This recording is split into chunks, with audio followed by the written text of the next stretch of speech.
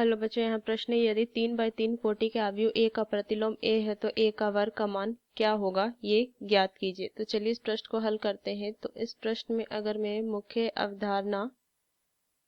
अवधारणा लिखूं तो देखिए, यहाँ से मुझे दिया हुआ है ए का वर्ग को मैं क्या लिख सकती हूँ, ए गुना ए लिख सकती हूँ। और एक चीज हमें पता है कि ए गुना में ए का प्रतिलोम बराबर ए का प्रतिलोम गुना ए बराबर आई होता है, इकाई अवयव।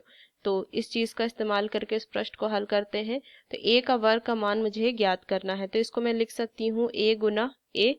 तो क्या हो जाएगा, अब यहाँ से मुझे दिया भी क्या है कि 3 बाई 3 कोटि अवयव ए का प्रतिलोम ए है, मतलब कि ए का प्रतिलोम ए के बराबर ये प्रश्न में ही दिया हुआ है। तो इसका ए की जगह पे एक लिख सकते हैं, ए का प्रतिलोम गुना में ए, ये लिख सकते हैं। तो इसका मान क्या हो जाएगा, इस ये किसके बराबर होता है, आई के बराबर होता है, और वो भी 3 बाई 3 कोटि का, तो I3 लिख सकते हैं यहाँ से।